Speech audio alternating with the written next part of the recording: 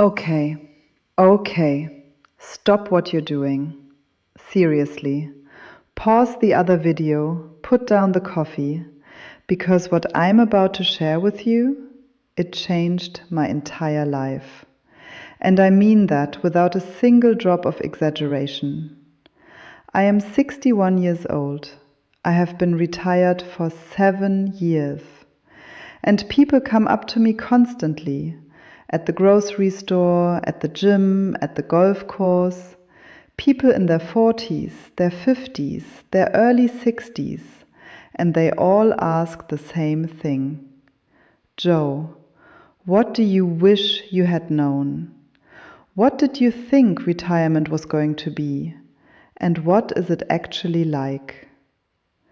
I've been answering that question one person at a time for years. Today, I'm answering it for all of you. This is not a research paper. I did not study this or interview experts or read 12 books on behavioral finance. This is raw, real, lived experience from a guy who took the leap at 54 years old and has spent the last 7 years figuring out what actually matters. Take it or leave it. But I promise you, at least one of these 12 lessons is going to crack something open in your brain that you didn't even know was locked. Let's go. Lesson 1. The triangle that runs your entire life. Your entire life is a constant negotiation between 3 things: money, health, time. That's it. 3 corners of a triangle, and you are always missing at least one of them. In your 20s, you've got time and, hopefully, health, but money keeps you up at night. In your 30s and 40s, money improves and health holds, but time has evaporated. 50-hour weeks, kids, renovations, trying to maintain friendships and a marriage. The sweet spot is your 50s and early 60s. If you've been reasonably smart, you've got money. You probably still have your health. And if you make the right move, you can create time. All 3 legs standing tall. Now think about 75. You may have more money than ever. Compound interest is a beautiful, patient friend. But health negotiates differently at 75. Your joints have opinions. Your energy budget is smaller. And time has a different texture. I am not being morbid. The question isn't, when is the financially optimal time to retire? It's, when do all 3 legs of my triangle align? For me, it was 54. Best decision of my life. Don't wait until the triangle collapses on one side. Lesson 2. Stuff is a lie. Experiences are forever. Nobody cares about your car. You pull up in the new one and you believe people are thinking, wow, that person has figured things out.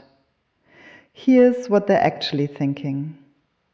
I wish I was the one driving that. They're projecting themselves into the driver's seat. Your stuff signals nothing about you. On your deathbed, you will not be thinking about the heated steering wheel upgrade. You'll be thinking about the road trip with your kids, the spontaneous weekend in a cabin, the cooking class in Tuscany that turned into 3 hours of laughing until your sides hurt. Shared memories are currency that never devalues. Inflation can't touch them. They compound with age. Spend on experiences. Say yes to the trip. Say yes to the adventure. Lesson 3. The DIY trap will steal your best years. I am wired to fix things and figure things out. I carried that energy into retirement like a badge of honor. And it was costing me something I couldn't get back. Time. Here's the framework. What is an hour of your time worth? Say $50. Cutting your own grass, mower out, full yard, clean up, shower is 2 hours minimum. That's $100 of your time. If the lawn service charges $60, you just made $40 and your back isn't destroyed. This isn't laziness, this is arithmetic. I paid someone to cut down a tree this year, first time in my life. Paid someone to refinish my floors. I know how to do it, but getting on my knees for a week at 61, my orthopedic surgeon would have made more money off that project than the flooring guy. Outsource what drains you. Protect your energy for what lights you up. Lesson 4.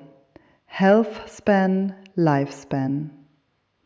If you could live to 95, but the last 7 years were in a memory care facility, unable to recognize your children, would you sign up for that? No. So why are we obsessed with the number of years instead of the quality? Health span. How long you remain genuinely, functionally healthy is the metric that matters. And unlike lifespan, you have enormous influence over it right now. Sleep. It is the most powerful recovery tool available to you, and it's free. Fitness. Find anything that gets you moving consistently. Walk, swim, lift, bike. Your future self doesn't care if it was photogenic. Nutrition. You know what to do. You've known for 30 years. You cannot enjoy the freedom of retirement if your body is failing you. Invest in your health span like it's the best stock you'll ever own. Because it is. Lesson 5. Stop living for an audience that isn't watching. Nobody is thinking about you as much as you think they are. This sounds harsh. It's actually incredibly liberating. The vacation you chose because it sounded impressive. The neighborhood for what the address communicates. All filtered through, what will people think? Here's the answer. They think about it for 4 seconds and then go back to worrying about what you think of them. Comparison is the thief of joy. The moment you measure your retirement against someone else's highlight reel, you've already lost. Be you, ferociously, unapologetically, joyfully you. Lesson 6. Understand the market, or it will understand you. Study market history, not to become a day trader, just to know the patterns so you don't panic when things get scary. And they will get scary. 3 out of every 4 years, the stock market posts positive returns. That's a remarkable stat the financial media will never lead with, because things generally going fine doesn't keep you glued to your screen. Bear markets feel apocalyptic from the inside. Every headline screams, "This time is different, this time it's permanent." And every single time in recorded market history, the recovery has come. The enemy isn't the market. The enemy is your own biology. When your portfolio drops 30%, every alarm in your brain screams to sell, move to cash, protect yourself. That instinct will cost you a fortune. Find a small group to talk through major financial decisions with before you make them. Don't let fear-based reaction be your retirement strategy. Lesson 7. Tax planning is not optional. When I retired at 54, I had over 90% of my money in tax-deferred accounts. Money blissfully accumulating and waiting for the IRS to collect. Here's what many people miss. In retirement, taxes are largely within your control. When you were a W-2 employee, taxes happened to you. In retirement, where your money lives, Roth, traditional IRA, brokerage, determines when and how much you pay.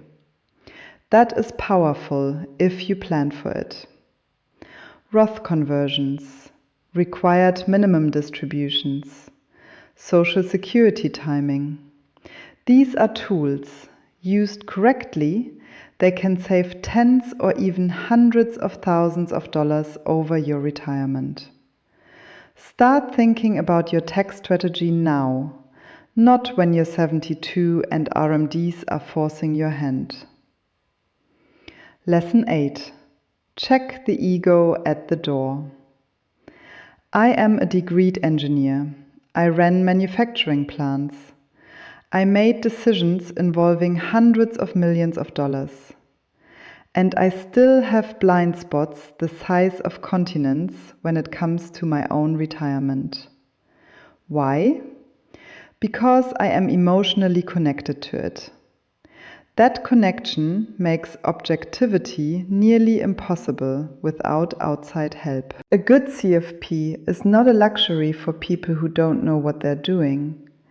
They're a necessity for anyone who wants a second set of eyes on what matters most. You go to a doctor even after a week on WebMD. Same principle. Ask for help. The smartest thing a smart person can do is know the limits of their own expertise. Lesson 9. Retirement is not a permanent vacation. It's freedom with purpose. The dream. Wake up every day with zero obligations, zero schedule, pure unstructured bliss. The reality? Within 6 months, many people are climbing the walls. Identity crises, depression, a vague sense that something is missing. What's missing is purpose, contribution, the feeling of mattering. The happiest retired people I know all have some version of structure in their days. It doesn't have to be a job or demanding, but something that requires you, adds value somewhere, gives your brain a problem to solve. For me, that's these videos. The non-profit work, the conversations with people figuring out their next chapter. None of it is a grind. All of it is optional. But all of it gives my days a shape that makes the freedom taste even sweeter. Freedom is better with a reason to use it. Lesson 10. Relationships are the whole point. It was never about the stuff. It was never about the money. It was always about the people. At 61, I spent more intentional energy on relationships than anything else. I make calls I used to put off. I show up. I plan things.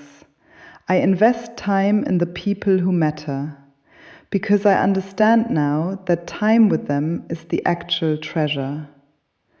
Don't let the busy years starve your relationships. And when you retire, Don't let unscheduled days become an excuse to drift into isolation. Loneliness is an epidemic among retirees, and it is genuinely dangerous for your health. Call the friend, plan the trip, be present. Lesson 11. You will reinvent yourself, and it will surprise you.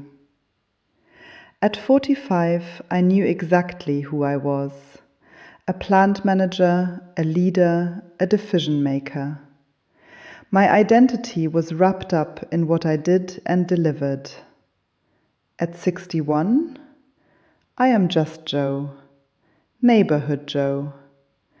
The guy who makes YouTube videos, plants trees, and moves furniture out of rooms so the floors can be refinished. And I genuinely love him more. You are going to change. The version of you that retires is not the final version.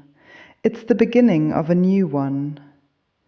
The identity you built through your career served you well. But there are other versions waiting, patient and quiet for decades. Let them out. Try things. Be a beginner. Reinvention isn't loss, it's evolution. Lesson 12. Simplicity wins every single time. Complexity is usually just anxiety wearing a clever disguise. I've been on a multi-year financial simplification project, and it has dramatically reduced my stress. My short-term money used to be spread across 8 or 9 positions. Now, 1 or 2. A money market fund? Clean, clear, easy to understand, easy to adjust, easy to sleep next to. Could I theoretically squeeze out slightly better returns by constantly optimizing? Sure. But the mental energy I'd spend is worth more to me than the marginal gain. This extends everywhere. Fewer commitments, but deeper ones. Fewer possessions, but ones you actually love.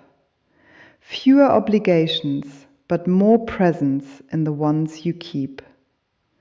Simplicity is not giving up. It's the wisdom to know what matters and the discipline to protect it.